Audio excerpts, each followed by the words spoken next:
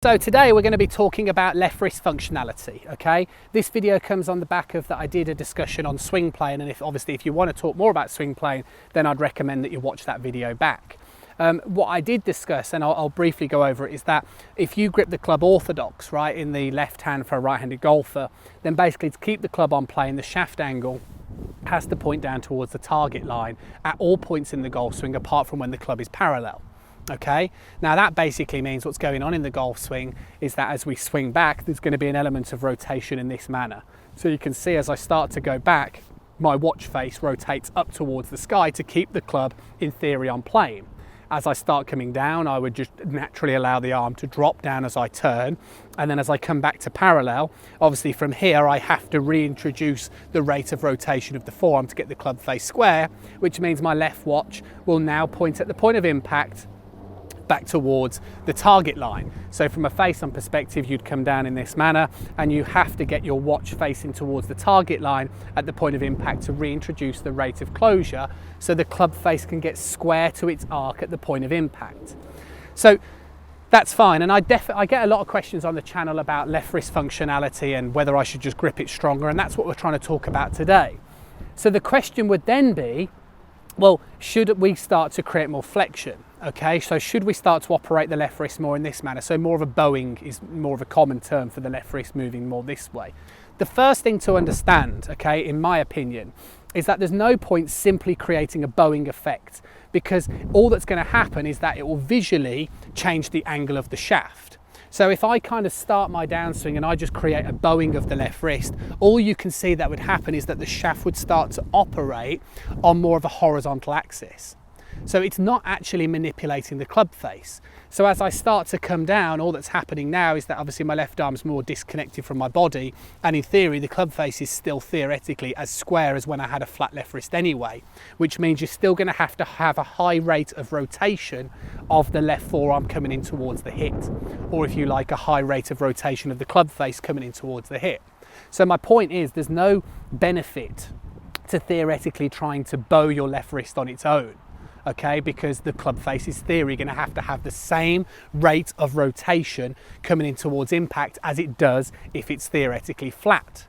So what's the point of bowing the left wrist? Well, the point of bowing the left wrist, okay, when we watch the pros, is what they are doing is they are trying to find a way to get the club face squarer earlier in their downswing.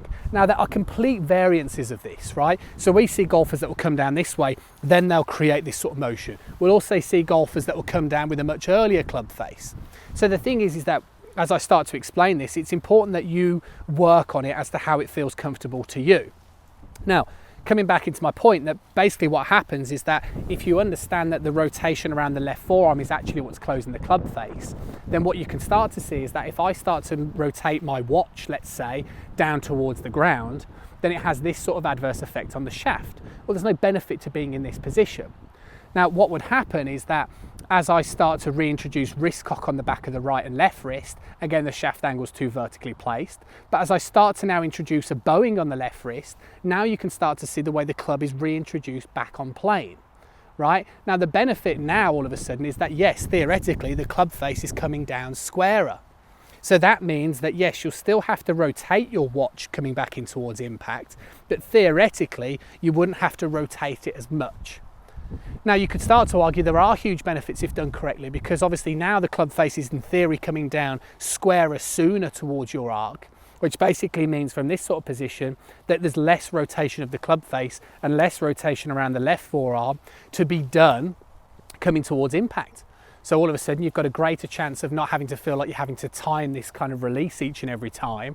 And also it might arguably feel more powerful if you're holding on to flexion, is that it's the supination, so it's the rotation around the forearm in theory that is closing the club face, not the wrist functionality itself, which I think is important to understand, because then it starts to add a purpose cognitively as to why it is that you're trying to do it. Why would I try and create a bowing of the left wrist? Well, it's because if I purely try and rotate my left forearm early in the golf swing, it's going to have that effect on the shaft. Reintroduce the wrist cock, it's still too vertical. Introduce the bowing, all of a sudden now it's on plane. And yes, there are benefits to doing this sort of thing. But hopefully that video has added a bit of clarity as to why you would flex the left wrist. You're flexing or bowing the left wrist, shall we say, based on the fact that it counteracts the rotation that's going on around the forearm. You're not going to manipulate the face by simply just creating flexion on the left wrist. Hopefully you enjoyed the video. Always appreciate a thumbs up and a like. Drop me comments in the box below if you've got any questions about this video or any of them moving forward, or if there are any video content that you would like to see. Remember, it's absolutely free to send your swings into the channel as well. The descriptions for the social media links are in the description below, and then you can also press that subscribe button. Remember, that's absolutely free as well. Also remember, it's absolutely free to send those swings in as much as it is to press that subscribe button. Press the little bell icon, that means you'll receive notifications every time a new video is coming out, and I'll catch up with you again soon.